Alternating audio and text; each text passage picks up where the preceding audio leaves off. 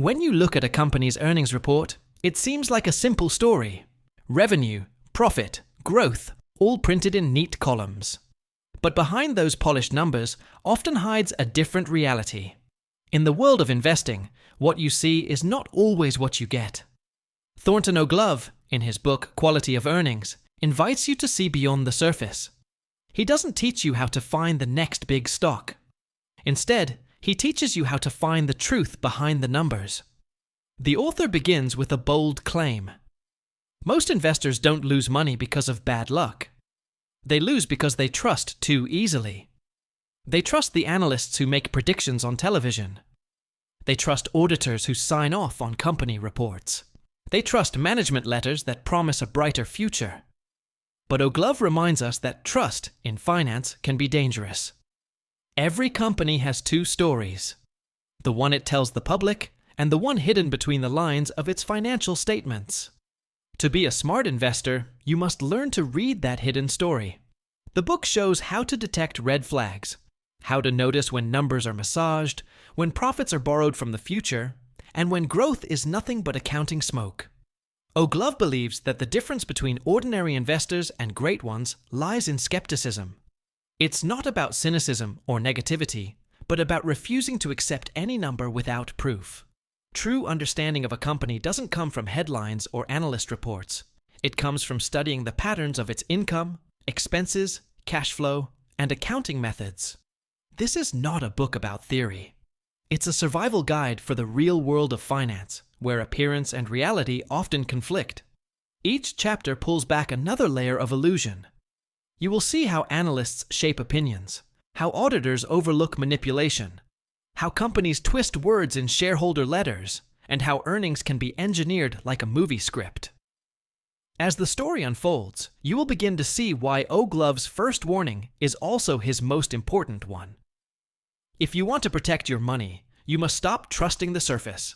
Because sometimes the most dangerous advice comes not from your enemy, but from your own analyst. And that is exactly where our journey begins. Chapter 1. Don't trust your analyst. The first lesson in Quality of Earnings begins with a quiet warning. The smiling face on your television, or the confident voice in a financial report may not be your friend. Thornton O'Glove opens this chapter by exposing the hidden biases of analysts, the people who are supposed to guide investors through the maze of the stock market. Yet, most of them are not true guides. They are storytellers paid to keep the market excited.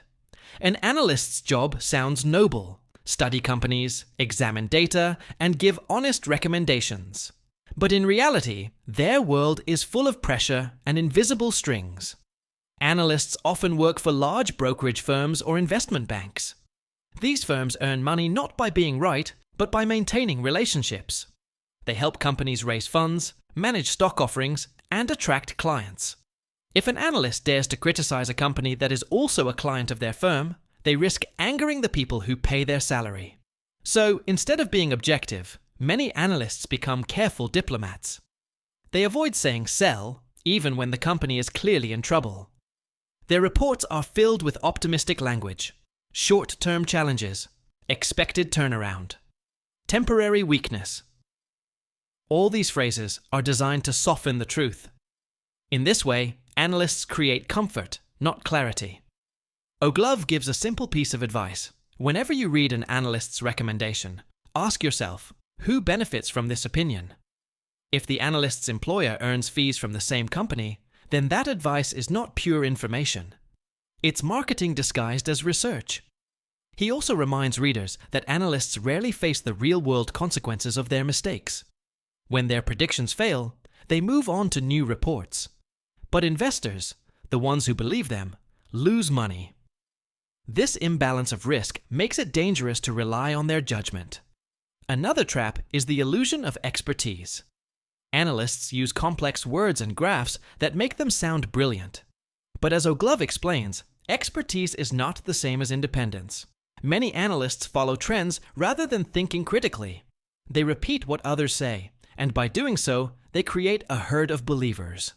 This herd behavior can push prices far above their true value, forming bubbles that eventually burst. The chapter also talks about the comfort of conformity. Investors like to hear positive news. They want reassurance that their stocks are strong and their choices are right. Analysts, aware of this psychology, deliver exactly that. A cautious or negative report rarely gets attention or media coverage. So, optimism becomes a business strategy. O'Glove tells readers to practice intellectual discipline. Never buy or sell simply because an analyst said so. Instead, verify the numbers yourself. Look at the company's income statement, cash flow, and debt levels. Ask questions that the analyst avoids. How much of this profit is real? Is the revenue supported by actual cash? Is the company borrowing to survive? He introduces the idea that investors must act like detectives. Analysts give you clues, but not the full picture. It's your responsibility to connect those clues, spot inconsistencies, and uncover what lies behind the presentation. The key is not to become cynical, but to become curious. By the end of the chapter, the message is clear. Analysts are not evil, they are simply part of a system built on incentives. Their success depends on access and influence, not always on accuracy. Therefore, as an investor, your job is to filter their words through skepticism. Thornton O'Glove closes the chapter with a timeless truth. When everyone on Wall Street agrees, it's time to start asking hard questions. Popular opinions make money for a while, but truth makes wealth last. And once you understand why trusting analysts can be risky, the next question naturally arises. If analysts cannot be trusted, then who can? Chapter 2. Don't trust your auditor. After warning investors about analysts, Thornton O'Glove shifts focus to another group often assumed to be trustworthy: auditors. On the surface, auditors seem like the guardians of honesty. Their job is to examine a company's financial statements and give a seal of approval. Yet, as O'Glove explains, this approval does not always mean what it seems. Auditors are paid by the very companies they review.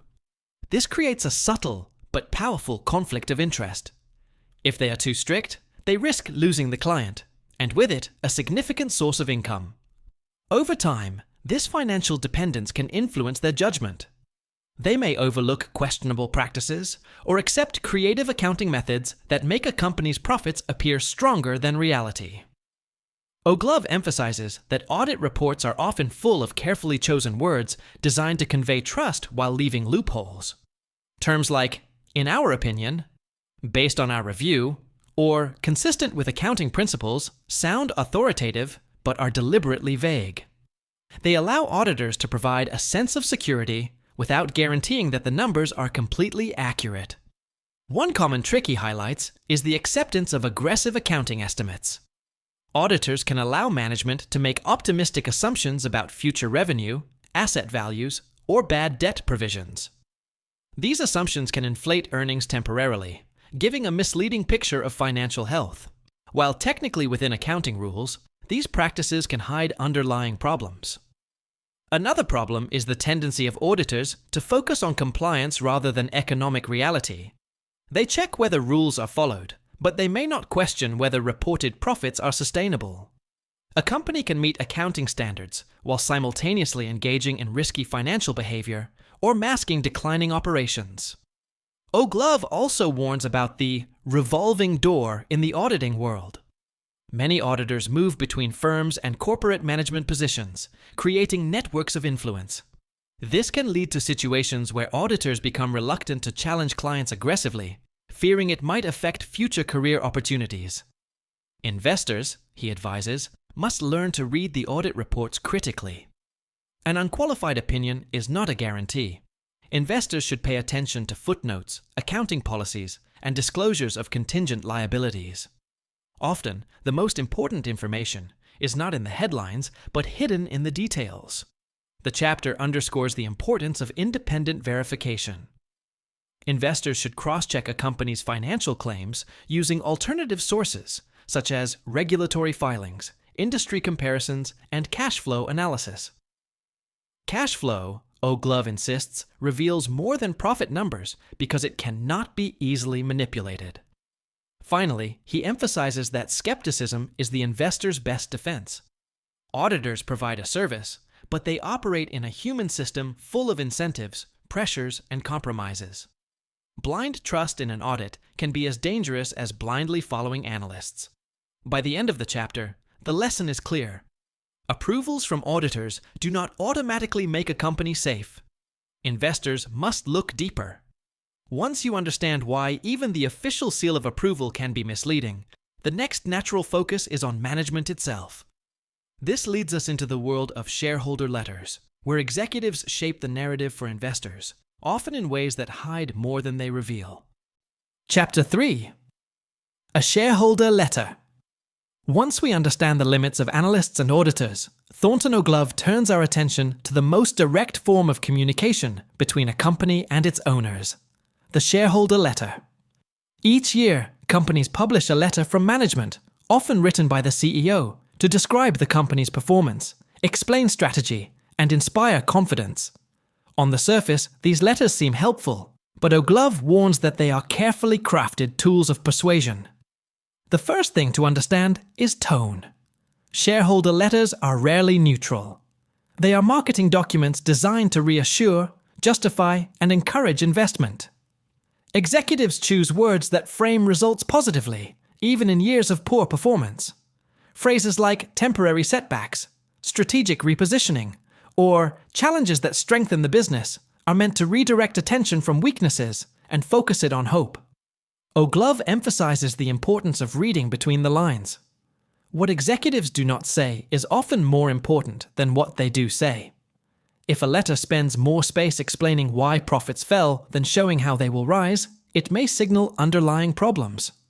Conversely, excessive optimism without detailed explanation can indicate that management is trying to distract from financial or operational difficulties. Another common tactic is selective disclosure. Executives highlight successes while minimizing failures. They may showcase strong sales in one division, but omit declining margins in another. They may talk about future projects with excitement while avoiding discussion of debts or unprofitable ventures.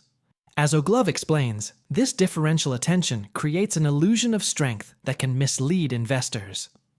The chapter also points out that shareholder letters often contain subtle psychological signals. Emphasis on past achievements, personal anecdotes, or visionary statements can create trust and emotional connection.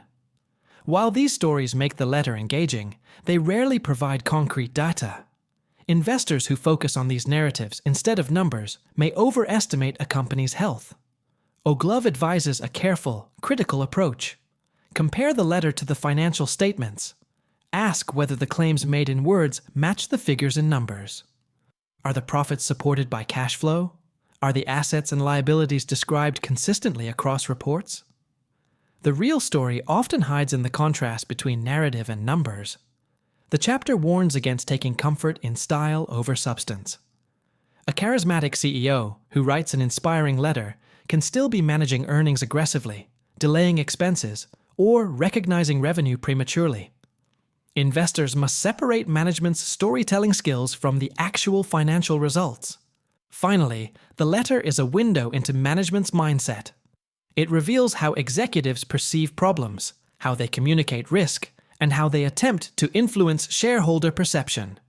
Savvy investors use this insight not just to evaluate performance, but also to gauge honesty, priorities, and strategic thinking. By the end of the chapter, the message is clear. Shareholder letters are not neutral summaries. They are narratives designed to persuade. Investors who accept them at face value risk being misled. The skill lies in reading both what is written and what is left unsaid. Having understood how management crafts its public image, the next logical step is to examine differential disclosure. Here, O'Glove explains how companies present different information to different audiences, and why comparing these versions is crucial for understanding the real financial picture. Chapter 4. Differential Disclosure. After exploring the influence of shareholder letters, Thornton O'Glove delves into a more subtle form of financial manipulation: differential disclosure. This occurs when a company presents different information to different audiences, creating a gap between what the public sees and what insiders or regulators know. O'Glove emphasizes that this gap can hide significant risks and distort the real picture of a company's health. Differential disclosure is not always illegal, but it can be misleading. Companies may highlight strong sales or profits in public reports while quietly revealing weaker results in regulatory filings or footnotes. For example, a company may report a rising top line in its annual report to shareholders, but the footnotes might disclose large provisions for bad debts or declining margins. These details often go unnoticed by casual investors, yet they can dramatically change the interpretation of the numbers. O'Glove teaches that the key to uncovering the truth is comparison. An investor should never rely on a single report. Instead, examine every version of the company's disclosures, press releases, annual reports, regulatory filings, and internal memos when available. Look for inconsistencies. Are revenue and profit growth consistent across all documents? Do expenses and liabilities match in each version? If not, the company may be emphasizing positive aspects for public relations, while downplaying weaknesses in private communications. Another important point is the use of complex accounting language. Companies often rely on technical terms to obscure reality. Phrases like special items, extraordinary charges, or non-cash adjustments may sound harmless but can significantly affect reported earnings. Differential disclosure allows management to explain or justify these items differently depending on the audience, making the company appear healthier to shareholders while acknowledging risks elsewhere. O'Glove also stresses the importance of reading footnotes carefully. While the main numbers grab attention, the footnotes often reveal the assumptions, estimates, and one-time events that drive those figures. These small details can indicate aggressive accounting, revenue recognition tricks, or delayed expense reporting. Investors who ignore them risk being blindsided by hidden issues. He introduces a simple rule for detecting manipulation. Consistency is truth. If the story told in the headline numbers aligns with footnotes, regulatory filings, and internal statements, the company is more likely presenting an accurate picture.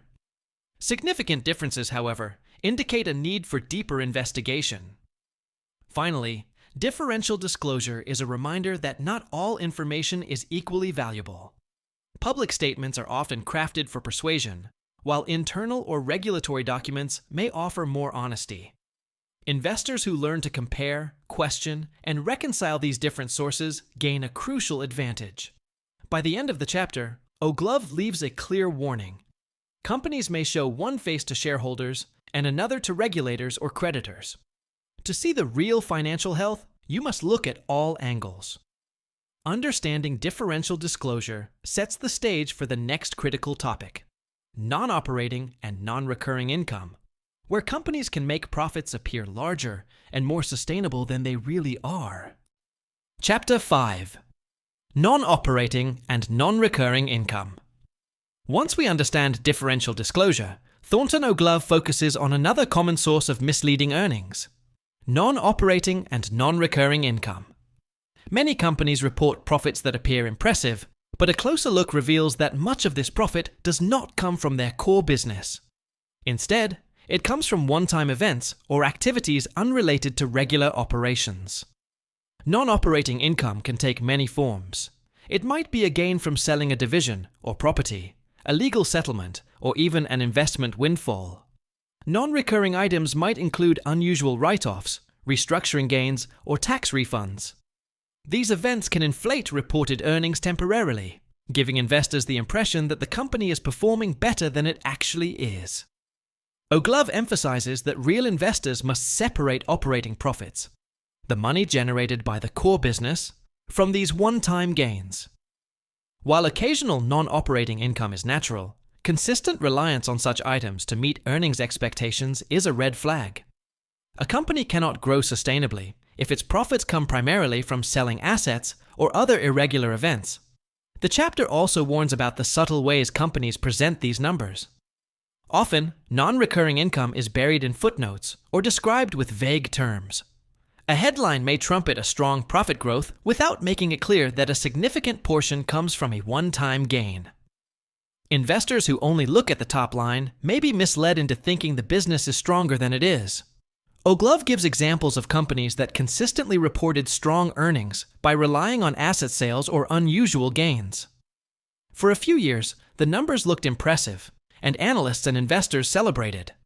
But when the company could no longer sell assets or rely on one-time events, the illusion collapsed, and the stock price fell sharply.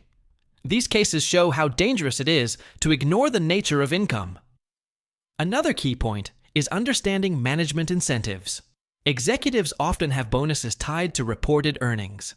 This creates a temptation to classify unusual income in ways that maximize short-term results. Recognizing when income is truly operational versus incidental is critical to evaluating management, honesty, and long-term company health. O'Glove stresses a simple principle. Sustainable profit comes from the regular activities of the business. Anything outside of these activities should be treated with caution. Investors must adjust earnings for non-operating and non-recurring items to get a clearer picture of underlying performance. Finally, the chapter links directly to expense management, which is explored in the next chapter. Just as companies can inflate income with one-time gains, they can manipulate expenses to distort profits. Recognizing patterns of declining or increasing expenses is essential to seeing the true financial picture. Chapter 6. Declining and increasing expenses. After examining non-operating income, Thornton O'Glove turns to the other side of the profit equation, expenses. Profits are not only influenced by revenue, but also by how companies manage and report their costs. O'Glove explains that unusual patterns in expenses can reveal as much about a company's true performance as revenue and income figures. One of the key tricks he highlights is delaying expenses. Companies sometimes postpone recording costs such as maintenance, advertising, or employee bonuses to make profits appear higher in the short term. While this can temporarily inflate earnings, it does not create real value. These deferred costs will eventually appear on the books, often causing a sudden drop in future profits. Investors who focus solely on reported earnings may be misled by this timing manipulation. Conversely, companies may accelerate expenses in certain periods, a practice known as big bath accounting. By recognizing future costs immediately, management can reduce current profits dramatically, making subsequent periods look far better in comparison. O'Glove emphasizes that these shifts are not errors, but deliberate strategies to shape the appearance of profitability. The chapter also explores the importance of trend analysis. Investors should compare expenses over multiple periods rather than just focusing on a single year. If revenue is increasing, but expenses are unusually low or declining faster than expected, it may indicate creative accounting rather than genuine efficiency improvements. Similarly, a sudden spike in expenses may mask operational issues or prior cost deferrals. O'Glove introduces the concept of normalized earnings. True understanding of a company requires adjusting reported profits for these unusual expense patterns. By doing so, investors can see the underlying operational performance rather than temporary distortions created by timing or accounting changes. He also stresses the relationship between expense management and management incentives. Executives often have compensation tied to reported earnings. This creates pressure to manipulate the timing of costs to meet targets. Understanding these incentives helps investors interpret unusual expense patterns correctly and anticipate potential shifts in future earnings. Another warning is about the reliance on ratios and percentages alone. For example, declining expense ratios may look impressive, but without examining the absolute numbers and cash flow impact, they can give a false sense of strength. O'Glove encourages investors to dig into both the detail and the context of expense reports. Finally, the chapter connects to broader reporting differences. Just as revenue and non-operating income can be manipulated, expenses can appear differently depending on whether the reporting is aimed at shareholders or tax authorities. Recognizing these differences prepares investors to understand the next important topic, shareholder reporting versus tax reporting, where companies often show one set of numbers for public consumption and another for regulatory purposes. Chapter 7. Shareholder reporting versus tax reporting. After examining the manipulation of expenses, Thornton O'Glove turns attention to a subtler yet powerful source of financial distortion: the difference between shareholder reporting and tax reporting. Many investors assume that the numbers a company reports to the public are consistent with the figures submitted to tax authorities. In reality, these two reports often tell very different stories. The primary goal of shareholder reporting is to present the company in the best possible light. Management wants profits to appear strong, growth to seem consistent, and operations to look efficient. Shareholders are encouraged to feel confident, invest more, and trust management stewardship. Because of this, companies may recognize revenue early, delay certain expenses, or highlight gains while downplaying risks. Tax reporting, on the other hand, has the opposite incentive. Companies want to minimize taxable income and, therefore, reduce taxes owed. They may accelerate deductions, defer income recognition, or use various legal strategies to lower the tax burden. This creates a natural divergence between what shareholders see and what the government sees. O'Glove explains that the bigger the gap, the more carefully investors should investigate the company's true financial position. A classic example involves depreciation and amortization. For shareholders, a company might use conservative estimates to show higher profits. For tax purposes, it might accelerate depreciation to lower taxable income. Similarly, certain provisions for bad debts, reserves, or contingencies may be treated differently in public reports versus tax filings. These differences are legal, but can obscure the company's actual economic reality. O'Glove emphasizes that smart investors do not rely solely on one set of numbers. By comparing shareholder reports, tax returns, and other regulatory filings, it becomes possible to identify inconsistencies. If the gap is unusually large or growing, it may indicate aggressive accounting practices designed to influence perception rather than reflect reality. The chapter also highlights the importance of understanding management motivation. Executive bonuses, stock options, and market reputation are often tied to shareholder-reported earnings. This creates incentives to maximize reported profits, even if it means deferring or shifting costs. Investors who recognize this can better interpret patterns of revenue and expense reporting and anticipate potential manipulations. Cash flow analysis becomes crucial in this context. While reported profits can be distorted, cash movement is harder to manipulate. O'Glove advises investors to focus on operational cash flow to verify whether shareholder-reported profits are supported by actual financial performance. A company showing strong profits but weak cash flow may be overstating earnings or relying on non-operating sources of income. By the end of the chapter, the reader sees the importance of comparing multiple sources of information. Shareholder reports alone can be misleading. Tax filings and other regulatory documents provide a necessary counterbalance. This dual perspective sets the stage for examining accounts receivable and inventories, the next chapter, where the real value behind reported sales and assets is revealed. Chapter 8. Accounts receivable and inventories. After exploring the differences between shareholder and tax reporting, Thornton O'Glove dives into the mechanics of what he calls the lifeblood of a company: accounts receivable and inventories. These two elements are critical because they represent real assets that, if mismanaged or manipulated, can distort a company's financial health more than any clever accounting trick.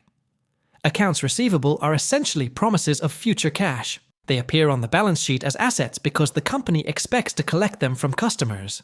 However, O'Glove warns that these numbers can be misleading.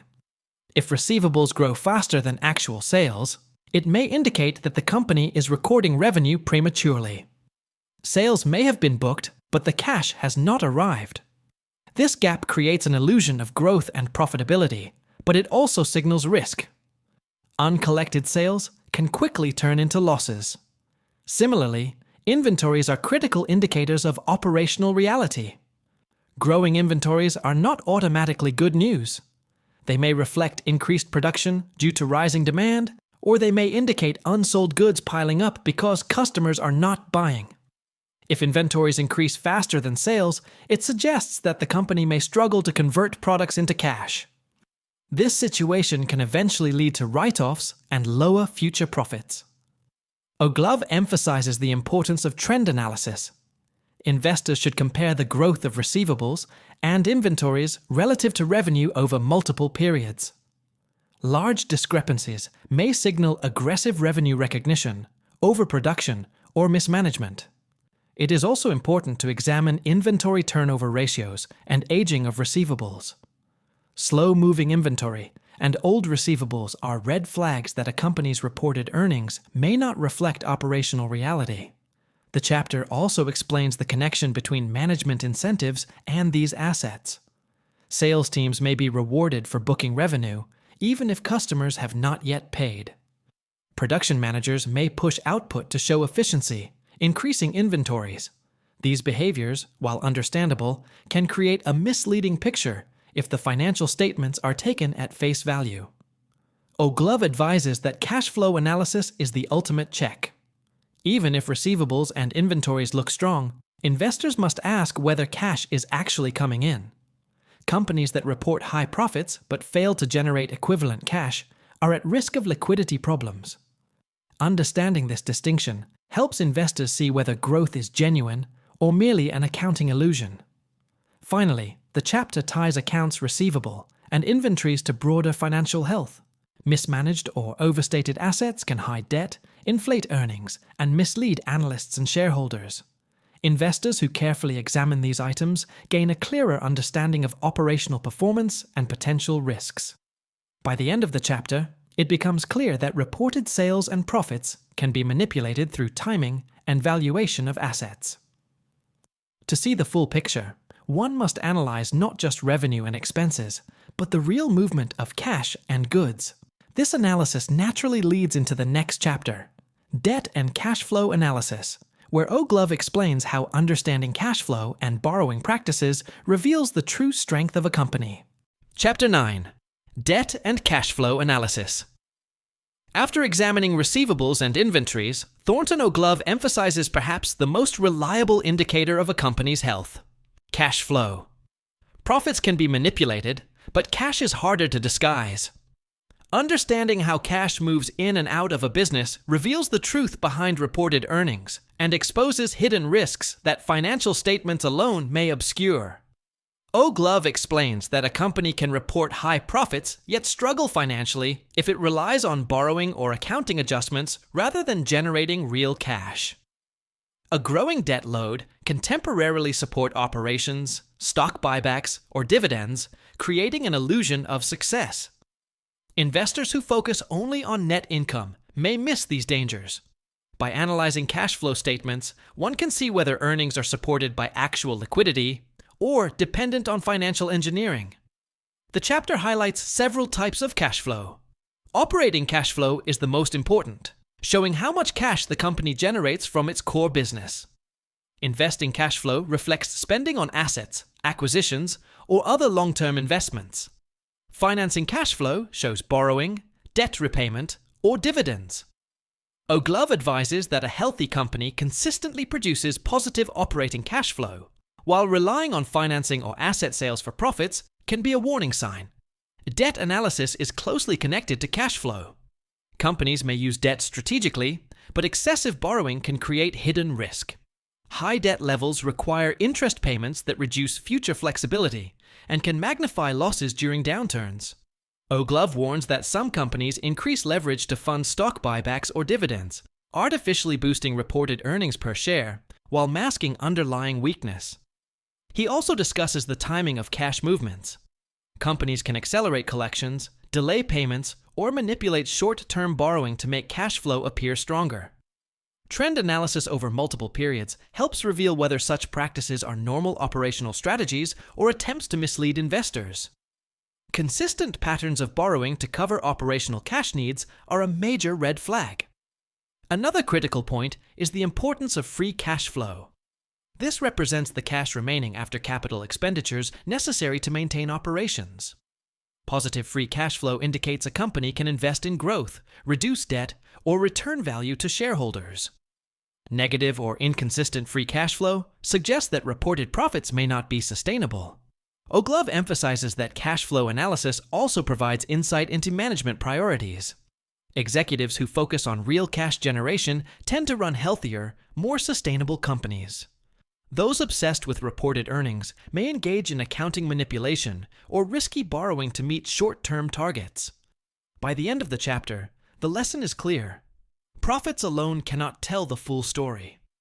Debt and cash flow provide a more honest reflection of financial strength. Investors who study these elements carefully gain a significant advantage. This understanding naturally leads into the next chapter, where O'Glove explores the tender trap, a situation in which companies use stock buybacks and tender offers to manipulate perceived value, sometimes at great risk to investors. Chapter 10. The Tender Trap. After analyzing debt and cash flow, Thornton O'Glove turns to a more subtle mechanism companies use to influence shareholder perception: the tender offer. While these actions may seem beneficial on the surface, they can sometimes create a trap for investors, which O'Glove calls the tender trap. A tender offer occurs when a company offers to buy back its own shares from the market, often at a premium. On the surface, this appears positive.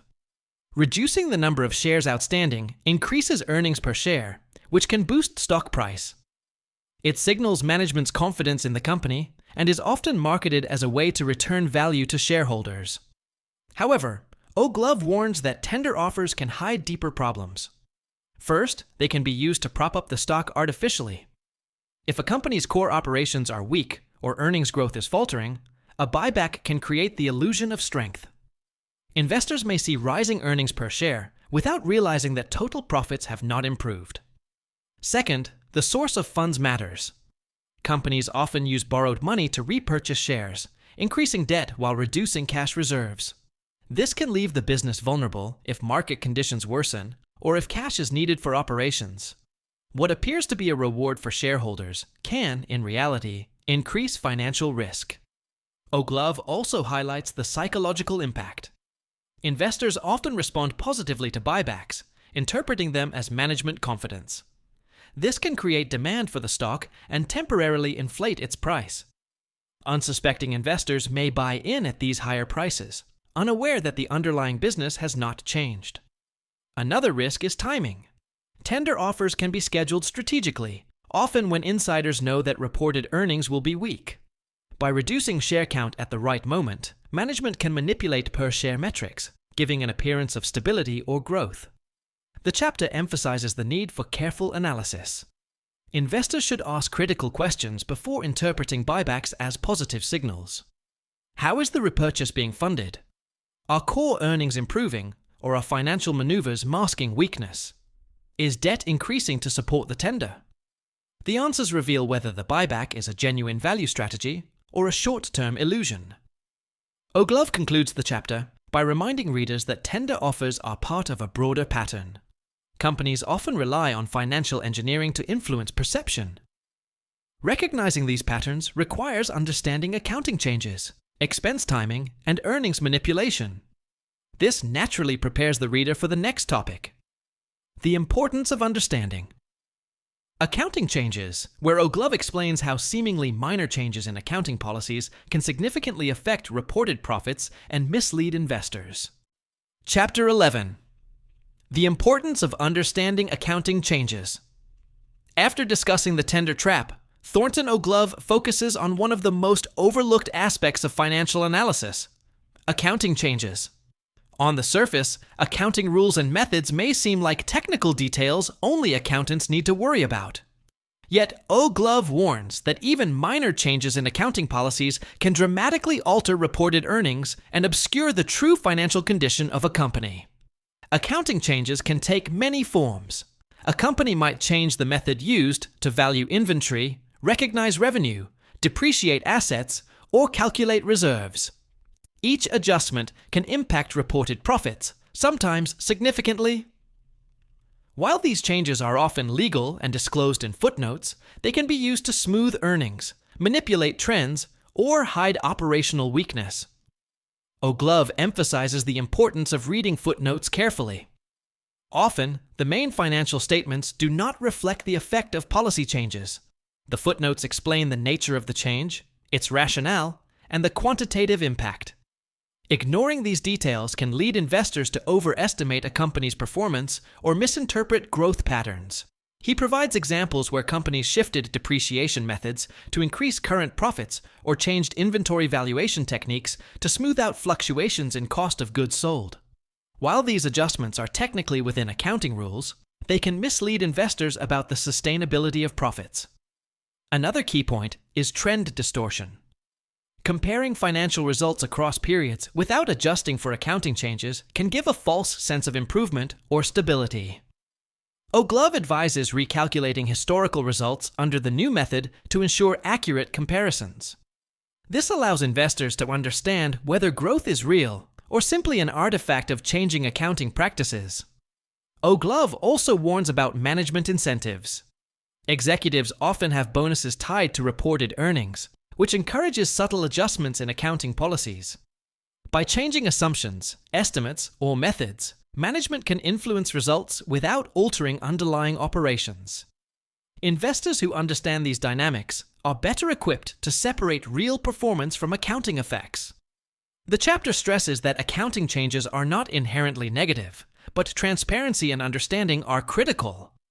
By recognizing and adjusting for these changes, investors can gain a clearer view of the company's true operational performance and long-term health.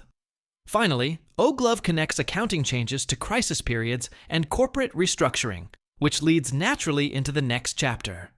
Companies often take advantage of these situations to perform big baths, restructuring charges, or one-time write-offs, all designed to clean the slate and improve future appearances. Chapter 12. Coming Clean, After the Big Bath and/or Restructuring. In the final chapter, Thornton O'Glove addresses one of the most dramatic forms of financial adjustment, the big bath and restructuring. Companies sometimes use these strategies to clean the slate after a period of poor performance, write off losses, and set up more favorable comparisons for future periods. While legal, these practices can distort the perception of earnings and mislead investors if not carefully understood. A big bath occurs when management accelerates expenses or losses into a single period, often during a year of already disappointing performance. By doing so, they create a large one-time loss that reduces current earnings. While it seems negative at first, this loss allows future periods to look more profitable by comparison. Investors who do not recognize this tactic may misinterpret the results, assuming sudden improvement in profits is due to operational excellence rather than prior accounting maneuvering. Restructuring involves reorganizing the company to improve efficiency or reduce costs. While restructuring is often necessary and beneficial, O'Glove explains that the financial reporting around it can be manipulated. Companies may inflate charges or accelerate write-offs, making current performance appear worse than it actually is. This, in turn, makes subsequent results seem stronger and creates a perception of recovery and growth. O'Glove emphasizes the importance of examining the components of restructuring charges. Are they recurring operational costs or truly one-time adjustments? Investors should scrutinize footnotes and disclosures to separate genuine improvements from accounting optics. By understanding the timing and nature of these actions, one can better gauge the company's real financial health. The chapter also warns that big baths and restructuring often coincide with other forms of earnings manipulation. Management may combine aggressive accounting changes, expense timing adjustments, or non-operating gains to craft a desired narrative. Investors who fail to see these combined effects risk being misled by short-term results. Another key insight is understanding management incentives. Executives may use big baths strategically to reset earnings expectations, meet future bonus targets, or influence stock price performance. Recognizing these incentives helps investors interpret the numbers more critically, avoiding false confidence in temporary improvements. O'Glove concludes by reminding readers that true financial analysis requires a holistic approach. It is not enough to look at revenue, profits, or even cash flow in isolation. One must understand the context, adjustments, and accounting choices behind the numbers. Only then can investors separate the signal from the noise and make informed decisions. With this, the journey through the hidden realities of corporate earnings comes full circle. From analysts and auditors to shareholder letters, accounting changes, and strategic write-offs, Each chapter has revealed how reported earnings can differ from economic reality. Thornton O'Glove's message is clear.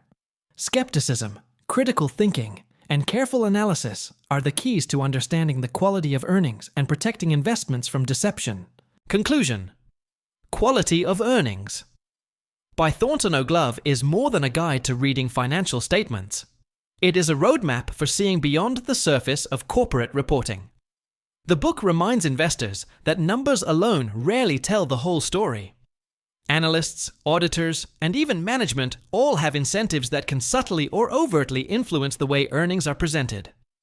Throughout the chapters, O'Glove exposes common traps: trusting analysts without verification, assuming auditors are infallible, accepting shareholder letters at face value, and being misled by one-time gains, manipulated expenses, or accounting changes.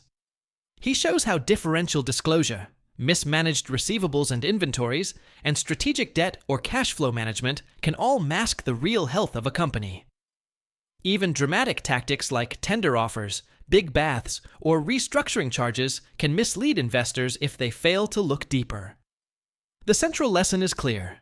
Skepticism is not cynicism, it is survival. Investors must go beyond headlines, footnotes, and glossy reports. They must analyze cash flow, examine accounting policies, question assumptions, and adjust reported figures for one-time events. Real insight comes from connecting all pieces of information to uncover the underlying economic reality. O'Glove empowers readers to think like detectives. Every number has a story, and every story has context. By learning to recognize red flags, question management narratives, and compare reports across different audiences, investors gain a significant advantage. They can separate genuine growth from financial engineering, sustainable profits from short-term illusions, and real opportunity from carefully crafted perception. In the end, the quality of earnings is not simply about numbers. It is about truth, transparency, and disciplined analysis. Investors who adopt this mindset can make wiser decisions, avoid costly mistakes, and build lasting wealth. Understanding these principles transforms the way one approaches investing, from passive acceptance of reported figures to active evaluation of a company's true financial health. Thornton O'Glove's book is a timeless guide for anyone who wants to see beyond appearances and make informed, intelligent investment choices.